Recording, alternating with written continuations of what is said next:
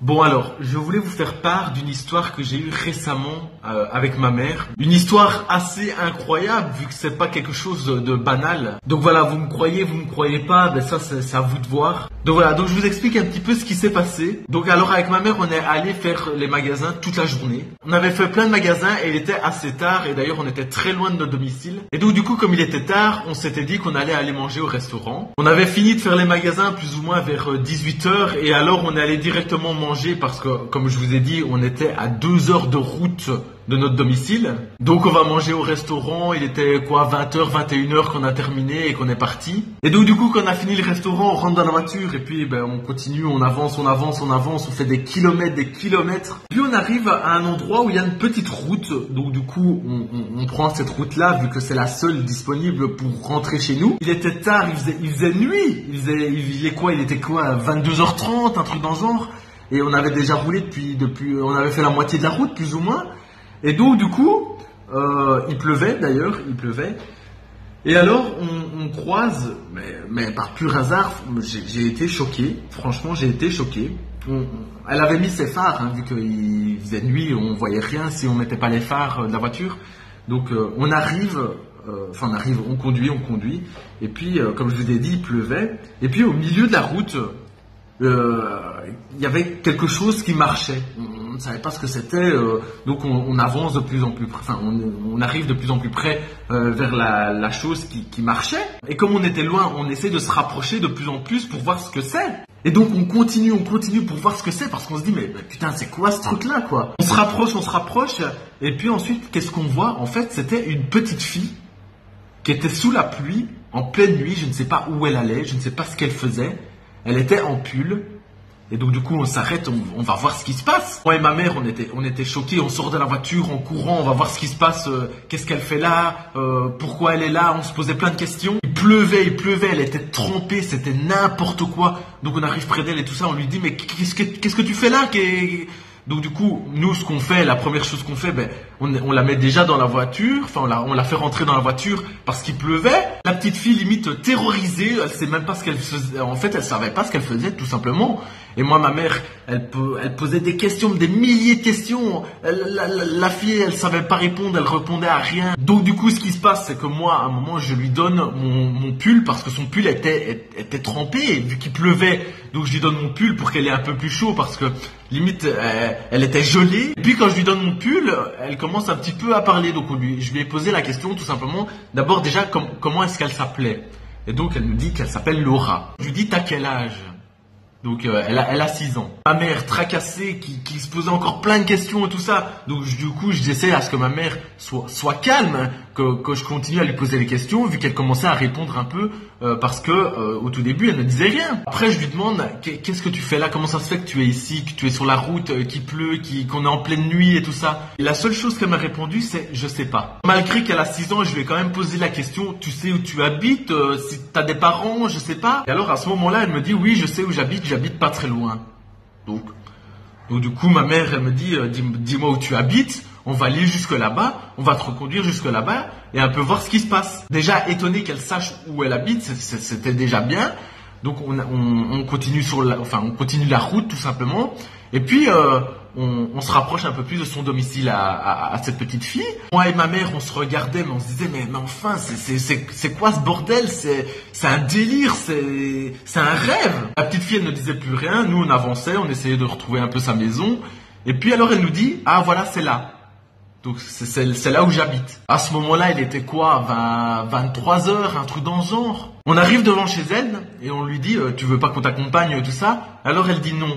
Et alors, du coup, on lui dit, écoute, demain, on passera. Donc, le lendemain de ce qui s'est passé, on passera parce qu'on voudrait savoir comment ça se fait que tu étais là. Ou du coup, on voit la petite sortir de la voiture, elle rentre chez elle, on regarde vraiment si elle rentre chez elle. On voyait qu'elle avait la clé, qu'elle ouvrait la porte tout simplement, donc comme si quelqu'un rentrait chez lui. Une fois rentrée chez elle, moi et ma mère, on se regardait, mais on continue la route et tout ça. Et puis, on se posait plein de questions, on était choqués de vous voir une petite fille comme ça, très très jeune, comme ça en plein milieu de la route, un soir où il pleut. Ensuite nous on arrive chez nous tranquille, on débarrasse un peu les affaires qu'on avait pris, nos achats et tout ça, on va dormir.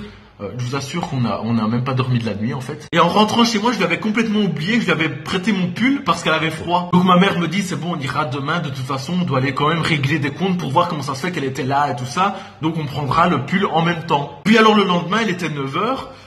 Et moi et ma mère, on se disait, tiens, on n'irait pas là maintenant, mais on s'était dit, ouais, on est venu tard, et tout ça, ça se trouve, elle dort encore, on ira plus ou moins vers midi, un truc dans le genre. Puis alors à midi, on rentre dans la voiture et on prend la route pour aller jusqu'à la maison de la petite fille. Ma mère énervée, elle était prête à casser la gueule aux parents qui n'avaient pas regardé à la petite fille. C'était inconscience. Ah, je vous assure, ma mère, elle était prête à tuer tout simplement ses parents. Ça... Je vous assure qu'elle était vraiment énervée. Dans la voiture, je la voyais énervée, avec les larmes aux yeux. Moi, je me posais encore plein de questions. Je me disais, mais c'est pas normal. Ensuite, on arrive enfin à son domicile, enfin devant son domicile. On sort de la voiture, puis on va près de la porte. Ma mère qui commence à frapper comme une balade à la porte. Il y a personne qui répond, donc du coup, ma mère sonne, elle frappe à la porte, mais comme une malade. Puis au bout de quelques secondes, t'as une femme qui ouvre la porte. Ma mère qui commence déjà à s'emballer, limite elle explique pas l'histoire, elle s'emballe directement. C'est n'importe quoi, qu'est-ce que vous foutez? Votre petite fille là, elle était toute seule. Qu'est-ce qu'elle foutait dans la rue là? Vous êtes pas conscient du tout. C'est n'importe. J'allais aux flics, plein de trucs. Elle pète un câble dessus. Ce qui est normal vu qu'en tant que parent tu es censé veiller à tes enfants. Alors la femme choquée qui se demandait mais quoi, qu'est-ce qui se passe, qu'est-ce que j'ai fait? Elle en savait rien. Puis alors je dis à ma mère, écoute, calme-toi, explique-lui l'histoire calmement et puis après on verra. Donc elle lui dit oui, on a retrouvé hier soir votre petite fille Laura qui a 6 ans. On l'a retrouvée sur la route toute seule, sous la pluie, en pleine nuit. Vous trouvez ça normal? Alors la femme qui commençait à pleurer, on se demandait pourquoi elle pleurait. Elle commençait à pleurer tout ça en se disant mais madame, elle disait ça à ma mère, madame, mais je comprends pas ce que vous dites, c'est pas normal, enfin. Puis ma mère qui lui répond, bon, elle est où la petite fille de 6 ans? Et puis t'avais la dame qui répondait, mais en pleurant, mais madame, je n'ai plus de fille de 6 ans. Et alors ma mère encore plus énervée, ouais, c'est ça n'importe quoi, je l'ai vu et tout ça, arrêtez de vous foutre de ma gueule. Enfin, elle commence à péter un câble, à s'énerver, à l'insulter. Et puis la dame qui répond à ma mère, mais toujours en pleurant, en se posant des questions elle aussi, en disant, mais madame, ma petite fille de 6 ans est décédée il y a 2 ans. Alors moi je ne savais même plus quoi répondre, je savais plus quoi faire, j'étais perdu tout simplement. Puis alors ma mère se calme un petit peu, il commence à discuter, la femme toujours en train de pleurer, en se posant des questions et en disant à ma mère, mais madame je vous assure, ma petite fille est décédée il y a 2 ans. D'un accident de voiture. Puis alors elle dit, si vous ne me croyez pas, on peut aller au cimetière tous ensemble, je vous montrerai, je vous assure que je ne vous mens pas. Ma mère qui, elle, veut vraiment aller au bout de cette histoire, on commence à prendre la voiture, on va vite jusqu'au cimetière. Après on se gare sur un parking pas très loin du cimetière, donc on continue à marcher. On arrive au cimetière, elle dit, ah, c'est un peu plus loin, donc on continue, on marche.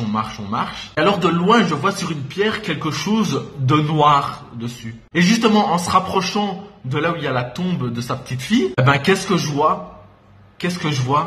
Mon pull que je lui avais prêté le jour avant, quand elle avait froid, quand il pleuvait en fait. Juste sur la tombe, le vêtement, le pull, il était replié correctement. Et c'est là où on a compris qu'en fait c'était vraiment la dame nous racontait pas de conneries, c'était vraiment vrai. Effectivement, sa petite fille était décédée il y a 2 ans d'un accident de voiture. Et mon pull que je lui avais prêté se trouvait juste là, ici, sur la tombe. Ma mère qui avait les yeux rouges, on était perdus. On s'en voulait et en même temps, d'être s'énervé sur la dame qui, elle, n'en pouvait rien. Alors ensuite, on est rentrés tous ensemble, on a commencé à discuter tout ça on va dire de tout et n'importe quoi. Et on a essayé maintenant de sympathiser ensemble. Et donc voilà, je voulais juste vous expliquer l'histoire de dingue au final qu'on a eu moi et ma mère. Et moi et ma mère, en fait, on rigole ensemble parce que c'est faux. Voilà, en fait, je voulais juste vous faire perdre votre temps, tout simplement. Tu peux maintenant identifier tes potes dans cette vidéo pour leur faire perdre du temps à eux aussi. Comme ça, tout le monde rage un petit peu, voilà, c'est cool. Comme ça, vous pouvez énerver vos amis. Partagez cette vidéo pour faire chier un max de monde. Allez, merci d'avoir regardé la vidéo, hein, pour rien au final.